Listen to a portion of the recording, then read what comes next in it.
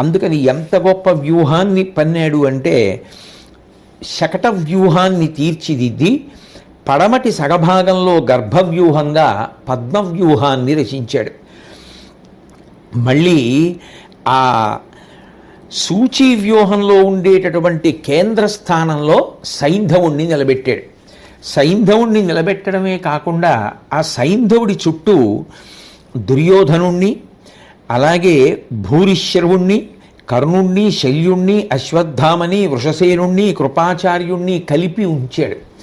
ఉంచడమే కాకుండా ఆ దుర్యోధనుడి దగ్గర ఉన్నటువంటి బలగాలలో అత్యంత శ్రేష్టమైనటువంటి 14,000 ఏనుగుల్ని, 60,000 రథాల్ని, 1,00,000 గుర్రాల్ని, 10 లక్షల కాల్బలాల్ని ఆ సైంధవుడి చుట్టూ మోహరించాడు.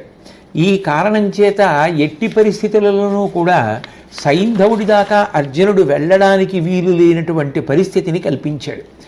ఇంతమంది వీరుల్ని ఆ సైంధవుడికి రక్షణగా అమర్చాడు. తాను ఆ మొట్టమొదట్లోనే అసలు వ్యూహాన్ని భేదించి లోపలికి అర్జునుడు వెళ్ళడానికి వీలు లేకుండా నిలబడ్డాడు. ఇంతలో దుర్మర్షనుడు అనబడేటటువంటి ఒక రాజు, మీరందరూ ఇంత కష్టపడవలసినటువంటి అవసరమే ఉంది, నేను ఒక్కడినే అర్జునుడి దగ్గరికి వెళ్ళి యుద్ధం చేసి అర్జునుడిని పడగొట్టేస్తానని అక్కరలేని ప్రతిజ్ఞలు చేసి అర్జునుడి మీదకి యుద్ధానికి బయలుదేరాడు. అర్జునుడు బయలుదేరి యుద్ధానికి వచ్చేటప్పుడే చూసి, ఈ దుర్మర్షనుడే ఇవాల్టి యుద్ధంలో మనకి ప్రథమ కబలం కావాలి, ఇతన్నే మొదటి ముద్దగా తినాలి అని చెప్పి ఆ యుద్ధాన్ని మొదలుపెట్టాడు. మొదలుపెట్టి దేవదత్తమనేటటువంటి శంఖాన్ని అర్జునుడు, పాంచజన్యమనేటటువంటి శంఖాన్ని కృష్ణ పరమాత్మ పూరిస్తే వాటిలోంచి వచ్చేటటువంటి శబ్దము దిగ్దిగంతముల వ్యాపించింది. ఆ ముందుకు వెళ్ళినటువంటి దుర్మర్షనుడు అర్జునుడితో యుద్ధం చెయ్యలేక ఆ యుద్ధభూమిని వదిలిపెట్టి పారిపోయాడు. అర్జునుడితో యుద్ధం చేస్తాను, అసలు వ్యూహంలోకి ప్రవేశించకుండా అడ్డుపడతాను అని చెప్పి వెళ్ళినటువంటి దుశ్శాసనుడు అర్జునుడి యొక్క ప్రతాపానికి తట్టుకోలేక ద్రోణాచార్యుల వారి చాటుకు పారిపోయాడు. అర్జునుడు ద్రోణాచార్యుల వారిని చూసి ఆయనకి నమస్కరించి, మీలుతలంపు శోభనము మీకుని చేయుము నాకు, పాండు భూపాలుని ధర్మనందనుని పంకజనాభుని ఎట్ల కావే, మత్పాలన వృత్తికీవు నిను ప్రార్థన చేసి భవత్ప్రసాద లీలాసితుండ మొన తలకంగా చొచ్చెద భుసురోత్తమా. ఓ ద్రోణాచార్య, మేలుతలంపు శోభనము మీకొని చేయుము నాకు, నాకు నువ్వు ఇవాళ గొప్ప శుభాన్ని చేకూర్చాలి. ఎందుచేత అంటే నన్ను పాండురాజు గారు ఎంత ప్రేమతో చూశాడో, ధర్మనందనుడైనటువంటి ధర్మరాజు గారు ఎంత ప్రేమతో చూస్తాడో, పంకజనాభుడైనటువంటి ఈ శ్రీకృష్ణ పరమాత్మ ఎంత ప్రేమతో చూస్తాడో మీరు కూడా అంతే నన్ను అంత ప్రేమగా చూస్తారు. నేను ప్రార్థన చేసి భవత్ ప్రసాద లీలాలసితుండనై మొనతలంకగా చొచ్చద భుసురోత్తమా. మిమ్మల్ని ప్రార్థన చేసి మీరు అనుగ్రహిస్తే, మీరు అనుమతినిస్తే నేను ఈ వ్యూహాన్ని భేదించి లోపలికి వెళ్ళడానికి సిద్ధపడతాను అంటూ, నన్ను అశ్వత్థామను నీవనగా సరికూర్మి బెనిచి తట్లగుటను, ద్రోహిని సైంధవు చంపంగ పూనిన నా ఉచిత ప్రతిజ్ఞ నెరపుము కరుణన్. ఓ గురువుగారు, మీరు ఎప్పుడూ కూడా అసలు నాకు మీ కుమారుడైనటువంటి అశ్వత్థామకి భేదాన్ని చూడలేదు. మీ కడుపున పుట్టినటువంటి కొడుకైన అశ్వత్థామని ఎంత ప్రేమతో పెంచి పెద్ద చేశారో నన్ను కూడా అంత ప్రేమతోటి చూశారు. ఇవాళ నేను ఆ ద్రోహి అయినటువంటి సైంధవుణ్ణి సూర్యాస్తమయం లోపల సంహరిస్తాను అని ప్రతిజ్ఞ చేసి ఉన్నాను. కాబట్టి దయతో నా ప్రతిజ్ఞ నేను నెరవేర్చుకోవడానికి వీలుగా నాకు ఈ వ్యూహంలోకి ప్రవేశించడానికి, యుద్ధం ప్రారంభించడానికి అనుమతిని కటాక్షించండి అని ప్రార్థించాడు. అనుడు వలయగా అస్త్రగురుడు నరుడిపై చూట్కి నాటించి, నన్ను గెలవకెట్లు సైంధవు చేరదంచేసే రథ్యములను హరియును అతడు అమ్ముల మునుంగా. ఆ ద్రోణాచార్యుల వారు ఓ చిన్న నవ్వు నవ్వి, చిన్న నవ్వలయగా అస్త్రగురుడు అర్జునుడు చేసినటువంటి ప్రార్థనకి ద్రోణాచార్యుల వారి యొక్క పెదవుల మీద చిన్న నవ్వు కనపడిందిట. ఎందుకని? నిజానికి అది కాల సంబంధమైనటువంటి విషయం. సూర్యాస్తమయం లోపల సైంధవుణ్ణి సంహరించడం అయిపోవాలి. ద్రోణాచార్యుల వారిని గెలిచి లోపలికి వెళ్ళేటటువంటి ప్రయత్నం కానీ అర్జునుడు చెయ్యడం మొదలు పెడితే అదే చాలా కాలహరణం అయిపోతుంది. కాబట్టి కేవల పౌరుష ప్రతాపాల్ని ప్రదర్శించడం ఒకటే కాదు, అక్కడ సమయోచిత ప్రజ్ఞ కూడా అవసరం. గురువుగారికి నమస్కారం చేసి వారి అనుమతి తీసుకుని వెళ్ళిపోతే ద్రోణుడు తీవ్రమైనటువంటి స్థితిలో అర్జునుణ్ణి నిగ్రహించేటటువంటి ప్రయత్నం చెయ్యడు. రెండు, గురువుగారి ఆశీర్వచనం ఉంటే తన కార్యం నెరవేరుతుంది అనేటటువంటిది అర్జునుడి యొక్క ప్రగాఢమైనటువంటి విశ్వాసం. కాబట్టి ఆ అర్జునుడు చేస్తున్నటువంటి ప్రయత్నానికి, ఆయన యొక్క సందర్భోచితమైన బుద్ధికి ద్రోణాచార్యుల వారు ఎంతో సంతోషించాడు. సంతోషించి అయినా కూడా నరునిపై చూట్కి నాటించి నన్ను గెలువకెట్లు సైంధవు చేరందంచేసే, నువ్వు అసలు నన్ను గెలవకుండా ఎట్లా సైంధవు చేరేదంచేసే, ఎట్లా సైంధవుణ్ణి చేరుకుంటావు? రథ్యములను హరియును అతడు అమ్ముల మునుంగా. ఆ ద్రోణాచార్యుల వారు వేసినటువంటి బాణ పరంపర వలన ఆ గుర్రములు, ఆ రథాన్ని తోలుతున్నటువంటి కృష్ణ పరమాత్మ, అలాగే అర్జునుడు అందరూ కూడా బాణములలో మునిగిపోయేటట్టుగా ద్రోణాచార్యుల వారు ఆ బాణ పరంపరని ప్రయోగించాడు. అయినా అర్జునుడు యుద్ధం చెయ్యడానికి అనుమతినిమ్మని ద్రోణాచార్యుల వారిని ప్రార్థన చేస్తే ద్రోణుడు అట్లాగే యుద్ధం చెయ్యమని ఉత్తర్వు ఇచ్చిన తరువాత ద్రోణుడికి అర్జునుడికి మధ్య భీకరమైనటువంటి సమయం సమరం జరుగుతోంది. అటువంటి సమరం జరిగేటటువంటి పరిస్థితులలో శ్రీకృష్ణ పరమాత్మ అర్జునుడితో మాట్లాడుతూ, ఇప్పుడు ద్రోణుడితో యుద్ధం చెయ్యడం అనేటటువంటిది అంత ప్రధానం కాదు, సైంధవుణ్ణి చంపడం ప్రధానం.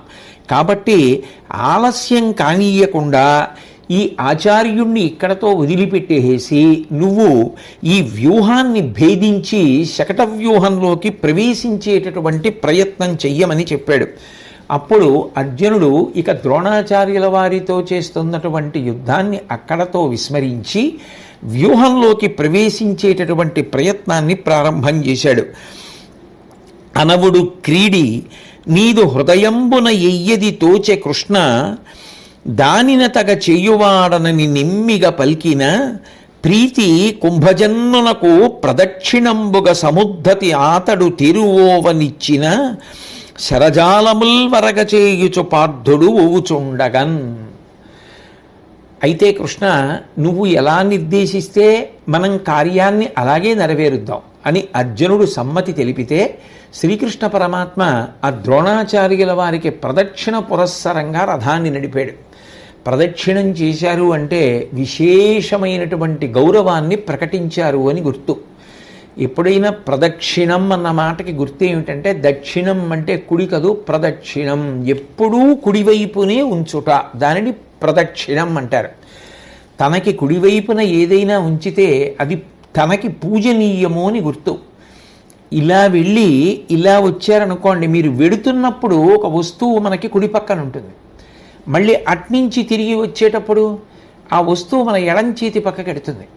అట్లా కాకుండా వస్తువుని మధ్యలో ఉంచి దాని చుట్టూ నేను తిరిగాను అనుకోండి, ఒక ఆవుని దూడని మధ్యలో పెట్టి ఆవు దూడ చుట్టూ తిరుగుతున్నాను అనుకోండి, అవి ఎప్పుడూ నా కుడి చేతి పక్కన ఉంటాయి. అంటే అవి నా ఆత్మోద్ధరణ కారకములు, సర్వదా పూజనీయములు అని గుర్తు. తన కుడి చేతి వేపుకుండేటట్టుగా గుండ్రంగా తిరిగిన దానిని ప్రదక్షిణం అంటారు. అంటే విశేషమైనటువంటి గౌరవాన్ని ఆవిష్కరించడం. అటువంటి గౌరవాన్ని ప్రదర్శిస్తూ ఆ శ్రీకృష్ణ పరమాత్మ అర్జునుడు ఉన్నటువంటి ఆ రథాన్ని ద్రోణాచార్యుల వారి చుట్టూ ప్రదక్షిణ పురస్సరంగా తోలాడు.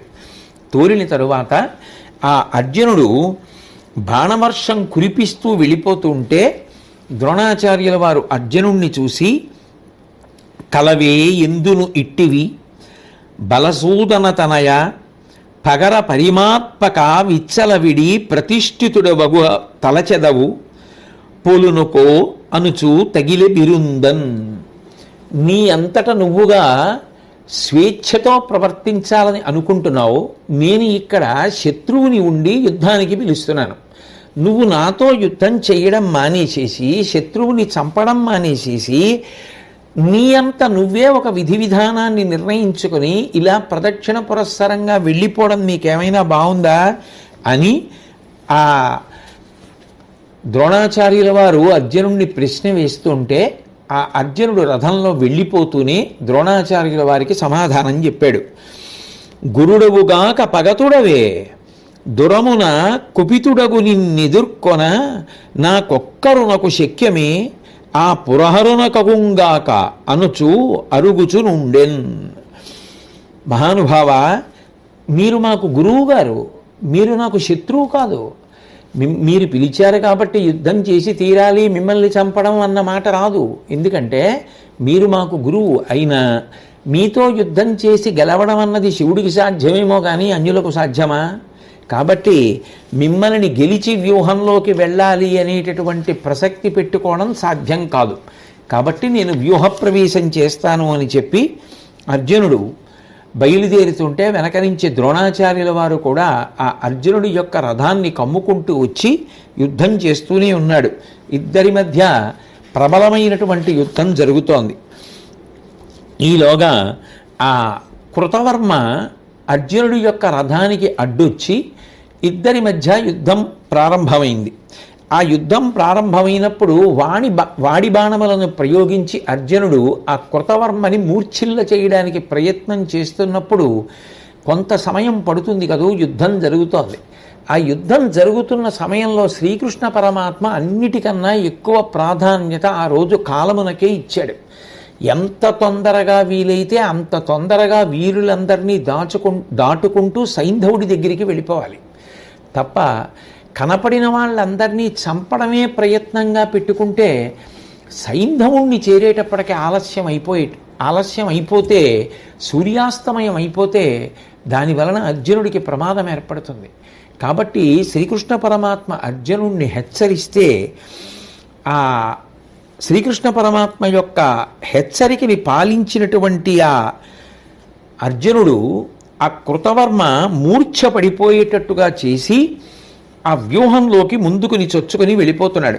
అర్జునుడు ఆ శృతాయుధుడు మొదలైనటువంటి అనేక మంది మహారథికులందరినీ కూడా సంహరించడానికి ప్రయత్నం చేస్తూ ఆ వ్యూహంలోకి ప్రవేశిస్తున్నాడు. ఆ శృతాయుధుడు అనబడేటటువంటి వీరుడు సాక్షాత్తుగా వరుణుని యొక్క కుమారుడు. ఆ వరుణుడు ఆయనకి ఒక గొప్ప గదనిచ్చాడు.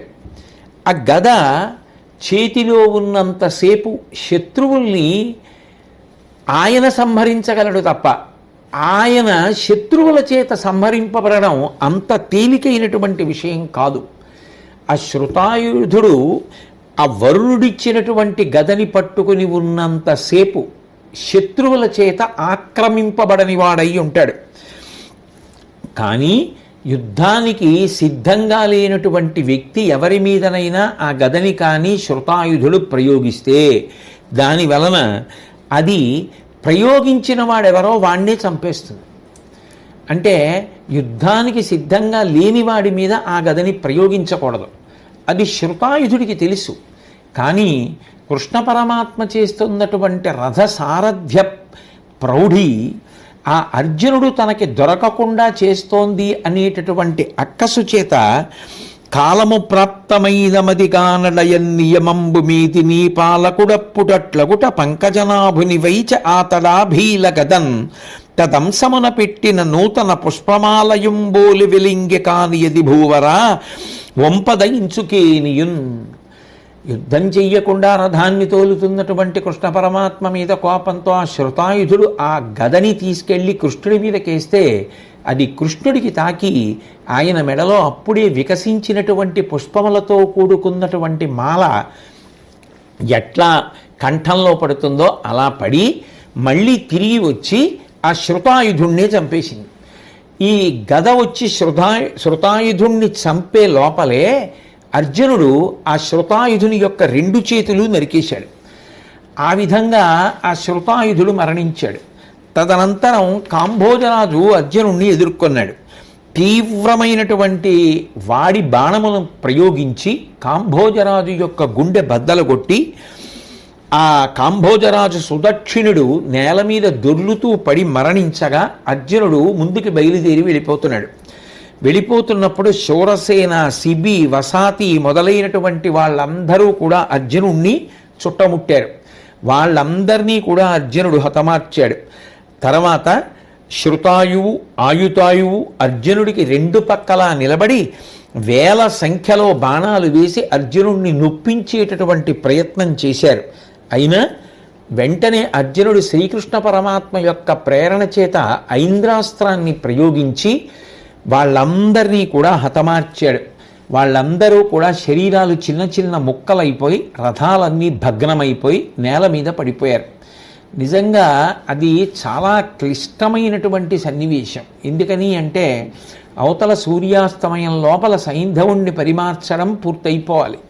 కాలం అనేటటువంటిది ఎవరి కొరకు ఆగేది కాదు, అది నిరంతరం వెళ్ళిపోతుంటుంది. వెళ్ళిపోతున్నప్పుడు కాలం మీదే దృష్టి పెట్టి తొందరగా వెళ్ళిపోవాలి అని చెప్పి యుద్ధం చేయకుండా వెళ్ళిపోవడానికి అది రహదారి కాదు. కేవలం అర్జునుడు సూర్యాస్తమయం లోపల సైంధవుణ్ణి చేరకుండా ఉండేటట్టు చూడటమే లక్ష్యంగా పెట్టుకున్నటువంటి కురువీరులు అదే కార్యక్రమంగా అర్జునుడికి అడ్డొస్తుంటే అంతమందిని తెగటారుస్తూ ఆ రథాన్ని నడపడం కృష్ణుడికి ఎంత కష్టసాధ్యమైన విషయమో యుద్ధం చేయడం అర్జునుడికి కూడా నిజానికి అంత కష్టసాధ్యమైనటువంటి విషయం. నిజంగా ఆ ఇద్దరి యొక్క సమన్వయంలో అంత గొప్పగా ఆ రోజు యుద్ధం జరిగింది. ఈలోగా దుర్యోధనుడు పురికొల్పితే కాళింగులు, దక్షిణ దిక్కులో ఉండేటటువంటి అంగబలాలు, అనేక మందితో కూడుకున్నటువంటి గుంపులు కలిసి విజృంభించి ఏనుగుల యొక్క పెద్ద పెద్ద సమూహాలతో కలిసి అర్జునుణ్ణి ఎదుర్కొన్నాయి. ఆయన వెంటనే గాంధీవానికి సంధించినటువంటి బాణ పరంపర చేత ఆ ఏనుగుల గుంపులనన్నింటినీ కూడా ముక్కలుగా తరిగేసి వచ్చినటువంటి సైన్యాన్నంతటినీ కూడా అందరూ ఆశ్చర్యపడిపోయేటట్టుగా సంహరించాడు. తదనంతరం యవనులు, పారదులు, శకులు మొదలైనటువంటి వాళ్ళందరూ గుంపులుగా వేల మంది సైనికులు అర్జునుడి మీద వచ్చి పడ్డారు. అడవిని దావాగ్ని ఎలా కాల్చేస్తుందో అలా అర్జునుడు వాళ్ళందరినీ కూడా సంహరిస్తూ ముందుకు వెడుతున్నాడు. వాళ్ళంటే ఒకరి తర్వాత ఒకరు వస్తున్నారేమో కానీ అర్జునుడికి మధ్యలో ఒక్క 5 నిమిషాల వ్యవధి లేదు. అట్లా యుద్ధం చేసి ముందుకు వెడుతూనే ఉన్నాడు. అర్జునుడు ఆ వ్యూహాన్ని భేదించి వచ్చేస్తున్నాడు చాలా దూరం.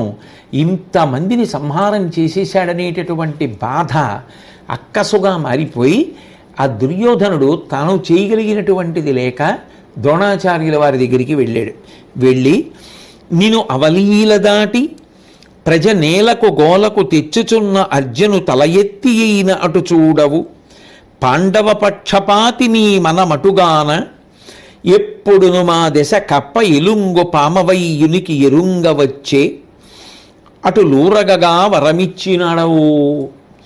ఓ ద్రోణాచార్య, నువ్వు అంతటి మహాయోధుడివి, నిన్ను అవలీలగా దాటి వ్యూహాన్ని భేదించి లోపలికి వచ్చేసాడా? అసలు నిజానికి నీతో యుద్ధం చేయడంలోనే సాయంకాలం అయిపోవాలి. అటువంటిది నిన్ను దాటి ఎలా రాగలుగుతాడు? ఒక రకంగా ఆలోచిస్తే దుర్యోధనుడి ఆక్రోశంలో కూడా నిజం లేకపోలేదు. ద్రోణాదులకు పాండవుల యందు పక్షపాతం ఉంది. అందున ప్రత్యేకించి అర్జునుడంటే ద్రోణాచార్యుల వారికి మీది మిక్కిలి ప్రీతి. ఇవాళ అర్జునుడికి ప్రాణ సంకట స్థితి, తాను ఎదురుపడతాడా?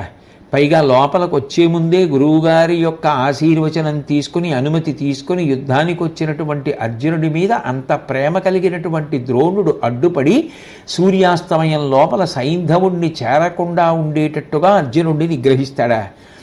నిగ్రహించలేదు. నిగ్రహిస్తే యుద్ధం మనకి అనుకూలంగా పూర్తయిపోయేదని దుర్యోధనుడు ఆక్రోశించడంలో, బాధపడడంలో తప్పు కూడా కనపడదు. కానీ ఇవన్నీ తెలియని విషయాలు మాత్రం దుర్యోధనుడికి కావు, ఎప్పుడో తెలుసు. భీష్ముడు మీరెంతో నాకు పాండవులంతే అని చెప్పడం తెలుసు. నేను పాండవుల్ని చంపను అని భీష్ముడు చెప్పాడు అని తెలుసు. ద్రోణాచార్యుల వారికి అర్జునుడంటే చాలా పక్షపాతమని తెలుసు. అర్జునుడితో యుద్ధం చేయడం నాకు సాధ్యం కాదని చెబుతాడని తెలుసు.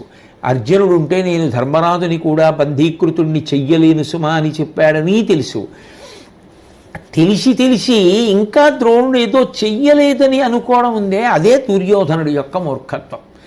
ఇన్ని తెలిసి తనకేదో జరిగిపోతుంది, ఎవరో ఏదో చెయ్యాలి అన్న ఆలోచన ఉందే, అది వాస్తవానికి విరుద్ధంగా ప్రవర్తించడం కాదా? ఒక మనిషి జీవితంలో ఓడిపోయేది ఎప్పుడు అంటే, ఏది యథార్థమో, ఏది జరుగుతుందో, ఏది వాస్తవమో అది తెలిసి కూడా అది అలా జరగదేమో అని ఆశ పెట్టుకుని ప్రవర్తించడం, వాస్తవానికి దూరంగా బ్రతుకుదాం అనుకోవడం, జీవితంలో సంఘర్షణని కొని తెచ్చుకోవడం అవుతుంది. వాస్తవాన్ని వాస్తవంగా అంగీకరించగలిగిన నాడు ఇంత సంఘర్షణ పడవలసిన అవసరం ఉండదు. అందుకే దుర్యోధనుడి జీవితం ఎవరు సర్వసైన్యాధిపతిగా వచ్చినా నిరంతర సంఘర్షణగానే కొనసాగుతోంది. బయట యుద్ధం చేస్తున్నాడు, లోపల కూడా ఏనాడు సంతృప్తి పొందాడు కనుక.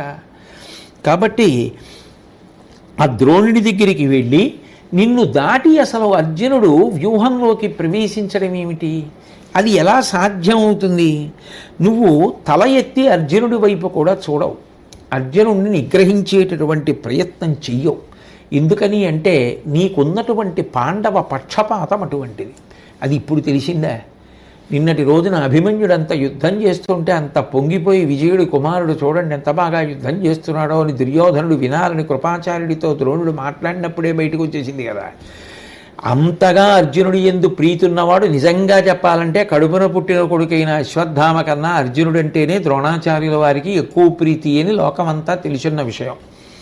అటువంటిది ప్రాణ సంకట స్థితి అర్జునుడికి ఉంటే సాయంకాలం లోపల సైంధవుణ్ణి సంహరిస్తానని ప్రతిజ్ఞ చేస్తే అర్జునుడి ద్రోణుడు నిగ్రహిస్తాడని ఆశ పెట్టుకోవడం ఎంత అవివేకం, వాస్తవానికి దూరంగా బ్రతకడం కాదు. కాబట్టి పాండవ పక్షపాతి నీ మనమటుగాన, నీకెప్పుడూ పాండవుల మీద మనస్సు ఉంటుంది.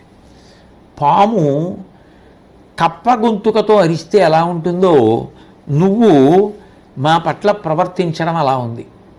కప్ప అరిస్తే పాము వెళ్ళి ఇక్కడ కప్ప ఉంది అని తెలుసుకొని పట్టుకుంటుంది. కప్పే పాములా అరిస్తే, అది పామే కప్పలా అరిస్తే ఆ పక్కన ఉన్న కప్ప ఏమనుకుంటుంది, అక్కడ కప్పే ఉందనుకుని దగ్గరికి వెళ్తుంది. కప్పని తినేయవలసినటువంటి పాము కప్ప అరుపు విని కప్ప దగ్గరికి వెళ్ళడం మానేసి పామే కప్పలా అరవడం మొదలు పెడితే మనమైనా ఏమనుకుంటాం, అక్కడ కప్ప ఉందనుకుని ఎడతాం, అది పాము. ఎంత ప్రమాదం! కప్పకి పాముకి ఎంత తేడా! పాము పావులా ఉండాలి కానీ పాము కప్పలా అరిస్తే ఉపద్రవం రాదు. నువ్వు పామువి కప్పలా అరుస్తున్నావు, పైకి మాతో అనుకూలంగా ఉన్నట్టుగా ఉంటావు ద్రోణాచార్య, కానీ నిజానికి నీ మనసంతా అర్జునుడి వైపు ఉంటుంది. ఒకవేళ మాకు వరం ఇచ్చినట్టే నీకేమీ పర్వాలేదు, మీ మనసు ఎప్పుడూ ప్రశాంతంగా ఉండేటట్టుగా నేను చూస్తానులేండి, అటువైపు యుద్ధం చేస్తున్నా మీ మనసుకి నిప్పి పెట్టకుండా నే ప్రవర్తిస్తానని అటు కూడా ఏమైనా వరం ఇచ్చావా? ఇక చేసేవాడికి కూడా చెయ్యాలనిపిస్తుందా? అవతలవాడి మనసు తూట్లు పడేటట్టుగా మాట్లాడడం అనేటటువంటిది దుర్యోధనుడికి వెన్నతో పెట్టిన విద్య. దానిచేతనే యుద్ధం చేసేవాడికి కూడా విసుగొస్తుంది. రెండు, యుద్ధం చేసేటటువంటి వాడికి అపారమైనటువంటి దృష్టి కేంద్రీకరణ ఉండాలి. తప్పు జరిగినా ఎప్పుడు ఎక్కడ ఎలా మాట్లాడాలో అలా మాట్లాడాలి, అయిపోయిన తరువాత చెప్పవలసిన విషయం చెప్పాలి. అంతేకాని యుద్ధభూమిలో పట్టుకుని పరుషవాక్యాలు మాట్లాడితే చేసేవాడు కూడా చేయడు. అదే పరిస్థితి ద్రోణాచార్యుల వారి దగ్గర తెచ్చుకుంటాడు. కాబట్టి నిన్ను నమ్మి యొండు వలనికి జనక జయధ్రదుడు నిలిచే సైన్యములో ఆతని చంపెడు తేనియ పూసిన కత్తివి కాక మానిసివే ఊహింపన్. నువ్వున్నావని నమ్మి కదా ద్రోణాచార్య ఆ సైంధవుడు ఎక్కడికి పారిపోకుండా మన సైన్యం మధ్యలో ఉండిపోయాడు. మనమందరం ఉన్నాం. సాయంకాలం లోపల సూర్యాస్తమయం లోపల ఆ అర్జునుడు తన తల తరిగేయకుండా కాపాడతామని నమ్మి ఉండిపోయాడు. లేకపోతే ఎప్పుడో ఎక్కడికో అక్కడికి పారిపోయేవాడు, బతికుండేవాడు. కానీ మనందరం కలిపి ఏం చెప్పాం, నీకేం పర్వాలేదు, మేము ఉన్నాం, కాపాడతాం అన్నాం. అందరం అన్నా అతను ప్రధానంగా ఎవరిని నమ్మాడు? నిన్ను నమ్మాడు. ఎందుకని? నువ్వు అర్జునుడిని నిగ్రహించగలవు గనక. నువ్వేం చేశావు? తేనె పూసిన కత్తిలా నీకెందుకు ఏం భయం లేదని మాటిచ్చి అర్జునుడిని లోపలికి వదిలేశావు. ఇది ఎంత ప్రమాదకరమైనటువంటి పని అని చెప్పి, నువ్వు తేనె పూసినటువంటి కత్తి వంటి వాడివి, నువ్వు మనిషివే అని తనకి జరగవలసిన పని గుర్తొచ్చింది. ఇప్పుడు ఆయనతో పేచీ పెట్టుకుంటే ఆయన నాకు ఈ పదవి వద్దు, ఏ గొడవ వద్దని వెళ్ళిపోయాడు అనుకోండి, లేనిపోని ప్రమాదం. అందుకని జరగవలసినటువంటి పని గుర్తొచ్చి దుర్యోధనుడు ఆ ద్రోణాచార్యుల వారితోటి, సైంధవునకు అడ్డమున్న రాజవ్రజంబు పార్థురాకకు వెలవెల బరజొచ్చే ఆర్తి పలుకున మాటల కలుగ కకట చావకుండంగా అతని కావవయ్యా. ఓ ద్రోణాచార్య, నేను అన్నానని మనసులో కోపం పెట్టుకోకయ్యా. ఆ సైంధవుడికి అడ్డం పడినటువంటి రాజులున్నారే, వాళ్ళందరూ కూడా అర్జునుడు వచ్చేస్తున్నాడు అని చెప్పి బెంగ పెట్టేసుకుంటున్నారు. కాబట్టి ఆ సైంధవుడు అర్జునుడి బారిన పడకుండా ఎట్లాగో అలా నువ్వు అడ్డవయ్యా. నీకు అటువంటి స్ఫూర్తి, బుద్ధి అన్నీ ఉన్నాయి కాబట్టి అని బ్రతిమాలుకున్నాడు. అంటే ద్రోణాచార్యుల వారు దుర్యోధనుడితో మాట్లాడుతూ, నీ మాటకు మా అశ్వత్థామ వచనములకు నే బదరుదునే, విను మా దామోదరు మతి ముంగలిగా మారుత వేగ ఘోటక స్ఫురణమెయిన్. చూడు, నువ్వు మాట్లాడినా మా అశ్వత్థామ మాట్లాడినా నాకు రెండిటికీ భేదం లేదు. నా కొడుకెంతో నువ్వు అంతే, శిష్యుడు కొడుకుతో సమానమేగా. కాబట్టి నీ మీద నాకు ఏ విధమైనటువంటి భేదబుద్ధి లేదు. కానీ వినుమా దామోదరు మతి ముంగలిగా మారుతవేగ ఘోటక స్ఫురణమయిన్. ఆ దామోదరుడున్నాడే కృష్ణ పరమాత్మ, ఆ కృష్ణ పరమాత్మ యొక్క సారథ్యం, వైభవం కారణంగా ఆ రథం అసలు వాయువేగంతో వెడుతోంది కదా. అంత వాయువేగంతో వెడుతున్నటువంటి ఆ రథాన్ని నిగ్రహించి సైంధవుడి దాకా వెళ్లకుండా చెయ్యడం అంత తేలికైన పనే అంటూ, చనునప్పుడు అతని ఎమ్ములు వెనుక ప్రజం తాకుచుండు వివత్సుని నీ చననీక యాగువాడని కనికని ఇటులేల పలుక కౌరవనాథ. ఇది నిజంగా ఒక పరమాద్భుతమైనటువంటి విషయాన్ని చెప్తున్నాడు ద్రోణాచార్యుల వారు. ఆ రోజు శ్రీకృష్ణ పరమాత్మ రథాన్ని నడిపినటువంటి తీరు అంత అద్భుతం. నిజంగా కృష్ణ పరమాత్మ అంత వేగంతో అలా రథాన్ని నడిపి ఉండకపోతే ఎప్పటికీ అర్జునుడు సైంధవుడి దగ్గరికి ఎడతాడు. ఆ కృష్ణ పరమాత్మ సారథ్యం చేస్తున్నటువంటి రథంలో కూర్చున్నటువంటి అర్జునుడు ఎదురుగుండా ఎక్కడో నిలబడి ఉన్నటువంటి ఒక యోధుడి మీదకి బాణం వేస్తేట, ఆ బాణం వెళ్ళి ఆ యోధుడికి గుచ్చుకునేటప్పటికి ఈ రథం ఆ యోధుడిని దాటి వెళ్ళిపోతుందిట. ఈ యోధుడు వెనక్కి వెళ్ళిపోయిన తర్వాత ఆ బాణం వెళ్ళి అతనికి గుచ్చుకుంటుందిట. అంటే బాణం యొక్క వేగం కన్నా రథం యొక్క వేగమే ఎక్కువగా ఉంది. అర్జునుడు ప్రయోగించినటువంటి బాణ వేగం కన్నా కృష్ణ పరమాత్మ యొక్క సారథ్య శక్తి వలన రథమే అంత వేగంగా వెళ్ళిపోతుంది.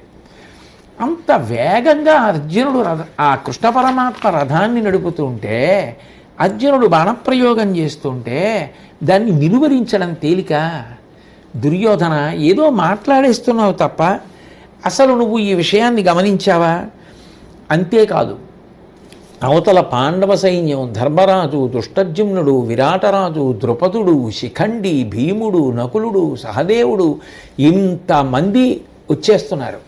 ఇప్పుడు వీళ్ళందరినీ కూడా నిలువరించాలి. వీళ్ళందరినీ నిలువరించకపోతే వీళ్ళందరూ అర్జునుడికి సాయం అవుతారు. అర్జునుడికి సాయం అయితే సైంధవుడికి అడ్డుగా ఉన్నటువంటి సైన్యాన్ని వాళ్ళు తొందరగా పడగొట్టేస్తారు. కాబట్టి నేను యువతల సైన్యాన్ని నిలువరించాలి. అన్నింటినీ మించి అందరి రాజుల మధ్యలో నేను ఒక పెద్ద ప్రతిజ్ఞ చేశాను. ధర్మరాజుని ప్రాణములతో బంధించి తీసుకొచ్చి నీకు అప్పచెప్తానని చెప్పాను. ఇవాళ అర్జునుడు సైంధవుణ్ణి పట్టుకోవాలనేటటువంటి బుద్ధితో వెళ్ళిపోతున్నాడు. ఇప్పుడు నాకు ధర్మరాజుని పట్టుకోవడానికి అవకాశం వస్తుంది. నువ్వేమంటున్నావు? నువ్వు అర్జునుడిని ఎందుకు వదిలేశావు అంటున్నావు. ఒక్కటి ఆలోచించు. నేను పెద్దవాడిని అయిపోయాను, వృద్ధుణ్ణి, గబగబా నడవలేను.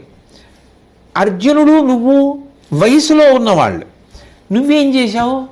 ఇంత శక్తివంతుడు అర్జునుడు అని తెలిసి కూడా అనవసరంగా అతనితో శత్రుత్వం తెచ్చుకున్నావు. ఇప్పుడు తెచ్చుకున్న తర్వాత అర్జునుడు తన పరాక్రమాన్ని తాను ప్రకటిస్తే నలుగుడు పడిపోతున్నావు. నలుగుడు పడిపోయి ఎలా ఎలా ఎలా అని బెంగపెట్టేసుకుంటున్నావు. ఎలా సాధ్యం అవుతుంది? కాబట్టి ఒక పని చెయ్యి. నువ్వు నీ వాళ్ళందరితోటి కలిసి శ్రీకృష్ణ పరమాత్మ నడుపుతున్నటువంటి ఆ అర్జునుడి యొక్క రథానికి అడ్డుబడి అసలు ఆ రథం సైంధవుణ్ణి చేరకుండా చూసుకో. నీ దగ్గర ఉన్నటువంటి సైన్యం, నీ దగ్గర ఉన్న యోధులు, నీ సోదరులు, కర్ణుడు, మిగిలిన వారు ఆ ప్రయత్నంలో ఉండండి. నేను అర్జునుడు అటువైపుకి వెళ్ళిపోయాడు కాబట్టి ఇటువైపు ఉన్నటువంటి ధర్మరాజు గారిని పట్టుకునేటటువంటి ప్రయత్నం నేను చేస్తాను. కాబట్టి నువ్వు తొందరగా బయలుదేరు అని చెప్పి, అర్జునుడితో యుద్ధం నేను చేయగలనా అంటావేమో, నేను నీకు ఒక గొప్ప కవచాన్ని ఇస్తాను. అది మంత్రశక్తి చేత నింపబడి ఉండేటటువంటి కవచం. అది మొట్టమొదట దేవతలను కాపాడడం కోసము అని చెప్పి సృష్టికర్త అయినటువంటి చతుర్ముఖ బ్రహ్మగారు దేవేంద్రుడికి ఇచ్చాడు. దేవేంద్రుడు తదనంతరం దాన్ని అంగిరసుడికి ఇచ్చాడు. అంగిరసుడు బృహస్పతికి ఇచ్చాడు. బృహస్పతి అగ్నివైశ్యుడికి ఇచ్చాడు.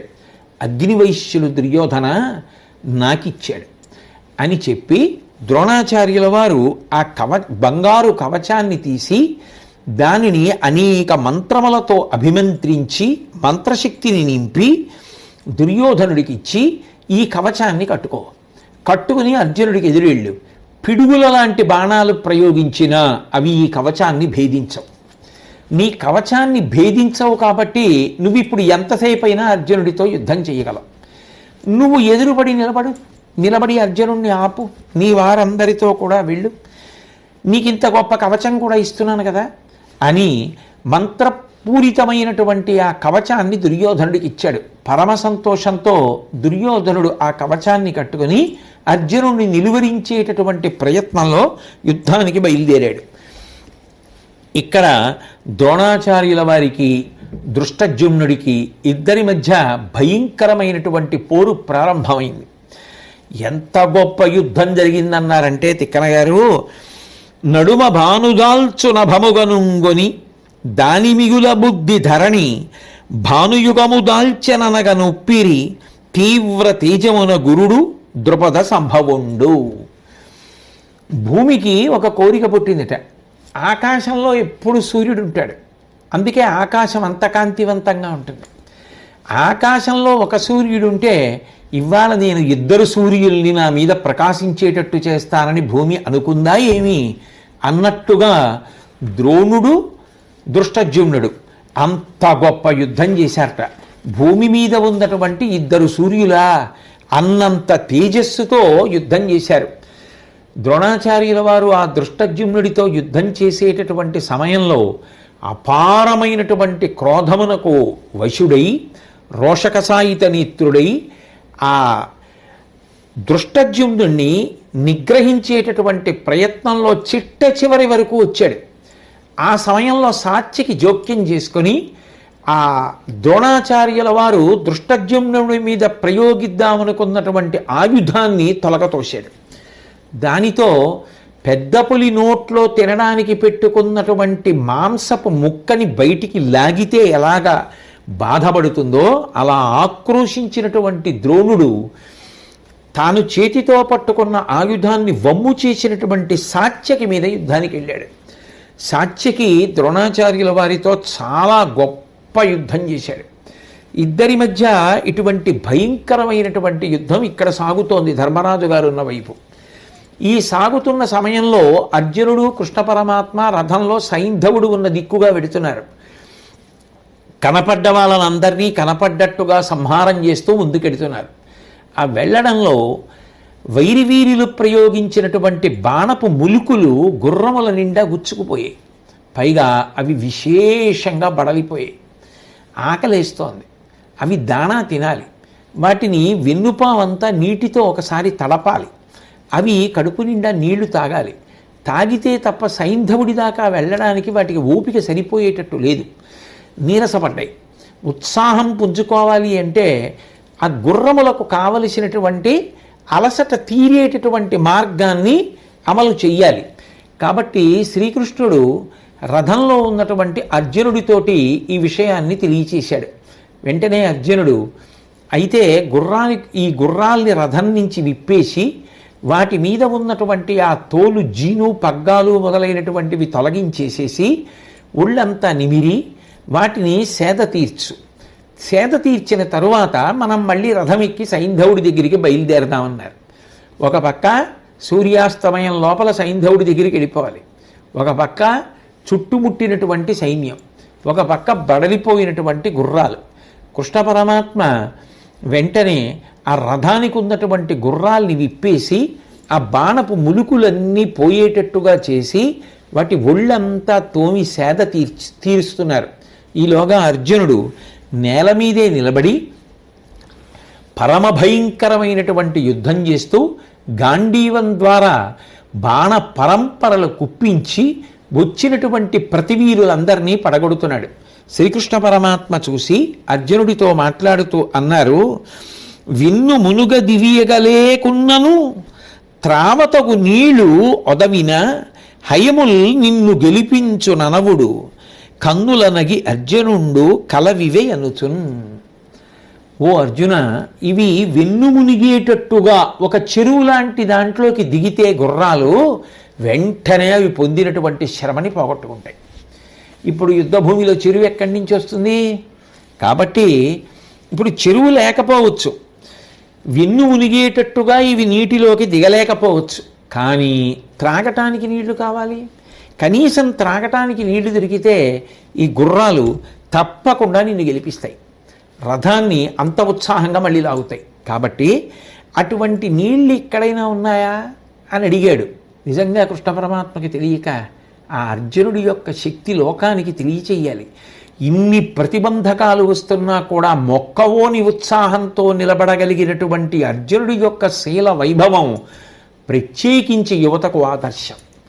కాలంలో పూర్తి చెయ్యవలసినటువంటి ఒక లక్ష్యాన్ని పూర్తి చెయ్యడానికి బయలుదేరినటువంటి వాడికి అన్నీ అనుకూల పరిస్థితులే ఉండవు. ఒక్కొక్కసారి పరమ భయంకరమైన ప్రతికూల పరిస్థితులు రావచ్చు. ఆ ప్రతికూల పరిస్థితులు వచ్చినప్పుడు కూడా భయపడిపోకుండా, చెమట పట్టేయకుండా, తొట్టుపాటు పొందకుండా చిరునవ్వుతో నిలబడి ఆలోచన మొక్కవోని రీతిలో సాగి ప్రతిబంధకాన్ని అధిగమించగలిగినటువంటి బుద్ధి వైభవము ఎవరి ఎందుంటుందో వాడు మాత్రమే లక్ష్యాన్ని సాధించగలడు.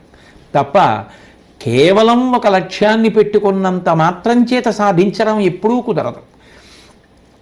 అలాగని ఏ ప్రతిబంధకం రాదు అని అనుకోవడం కూడా సాధ్యం కాదు. జీవితం అన్న తర్వాత ప్రతిబంధకాలు వచ్చి తీరుతాయి. ఎవ్వరి జీవితాలు పరచబడినటువంటి గులాబీ పూలున్న పట్టుపాన్పులు కౌ. కాబట్టి ఆ ప్రతిబంధకం వచ్చినప్పుడు ఎంత జాగ్రత్తగా ఓర్చి బుద్ధి వైభవంతో నిలబడి తాను అధిగమించగలడు అన్నదే ఒక వ్యక్తి జీవితంలో కీర్తికి, లక్ష్యాన్ని భేదించడానికి కారణమవుతుంది. అందుకే నీళ్లు దొరికితే చాలు. అంటే అర్జునుడు కన్నులనగి అర్జునుండు నవ్వు కళ్ళతోనే చూపించాట. అంటే నిజంగా అటువంటి పరిస్థితులలో విసుక్కుని ఇంకా ఇప్పుడు ఇవి నీళ్లు తాగాలా, దానా తినాలా, ఇప్పుడు నీళ్లు దానా, ఎక్కడి నుంచి దాను, ఓ పక్క రథం లేకుండా కింద నుంచి ఇన్ని వేల మందితో యుద్ధం చేస్తూ ఇప్పుడు మళ్ళీ వీటికి నీళ్ళ అడగడానికి ఏమైనా అర్థం ఉందా కృష్ణ అని అనకుండా కళ్ళతో నవ్వి, ఆ గుర్రాలు అలిసిపోతే వాటిని అలా వాడుకుంటామా, వాటికి నీళ్లు పెట్టామా? తప్పకుండా పెడతాం. అంటే అవతల యుద్ధం ఎంత గొప్పదో గుర్రాలకి నీళ్లు పెట్టడం కూడా అంతే గొప్పది.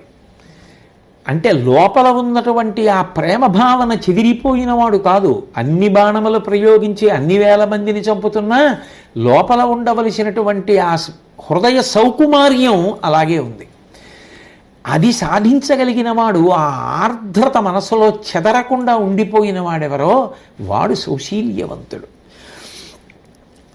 ధర దివ్యాస్త్రహతిం పగిల్చి కొలనుత్పాదించి వేదానికిన్ శరజాలంబుల నిల్లుగట్ట మన సైన్యంబుల్ వెరంబొందే అచ్చిరువందెన్ సురసంఘవల్ హరి నుతించన్ పొంగియ పార్థు భువరా మున్నిట్టివి చూడరున్ వినరు ఎవ్వారున్ త్రిలోకంబులన్. అర్జునుడు గుర్రాలకి నీళ్లు కావాలి అని కృష్ణుడు అడిగితే దివ్యాస్త్రములను భూమిలోకి ప్రయోగించి భూమిని బద్దలగొట్టి అందులోంచి నీళ్ళు వచ్చేటట్టుగా చేసి అవి ఒక్కసారి ఉబికి పైకొచ్చి ఒక చిన్న చెరువులో అయితే అవి అటు ఇటు వెళ్ళిపోతే గుర్రాలు దిగి వెన్ను వరకు తడుపుకోవడానికి అవకాశం ఉండదని అవి పొంగి వెళ్ళిపోకుండా అప్పటికప్పుడు అవతల వారితో యుద్ధం చేస్తూ యువతల నీళ్లు వెళ్ళిపోయే లోపల చెరువుకి గట్టు కట్టేసేట బాణాలతోటి. చెబుతున్న సంజయుడు ధృతరాష్ట్రుడితో చెప్తూ అన్నాడు, ఇది చూసి శ్రీకృష్ణ పరమాత్మ పొంగిపోయి అర్జునుణ్ణి పొగిడేట.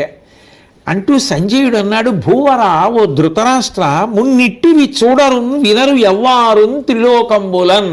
3 లోకాల్లో ఎప్పుడైనా ఎక్కడైనా ఎవరైనా ఇలాంటిది చూశారా, విన్నారా? అసలు ఎంత ఆశ్చర్యం.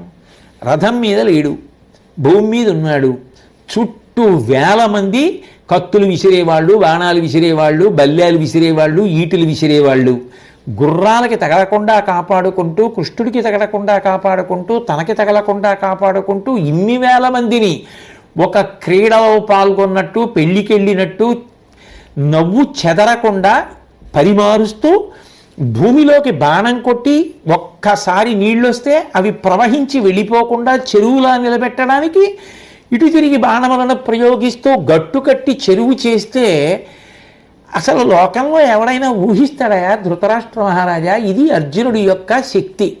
అటువంటి వాడితో నీ కొడుకు యుద్ధానికి వెళ్ళాడు, బతికుందామనే, విజయం సాధిద్దామనే. ఇంత ధైర్యం ఉన్నవాడు, మొక్కవోని పరాక్రమం ఉన్నటువంటి వాడు, అంత గొప్పగా చెదిరిపోని మనసు కలిగినటువంటి వాడు. అటువంటి వాడు ఎక్కడుంటాడో వాడు కార్యాన్ని సాధించి తీరుతాడు. స్వస్తి.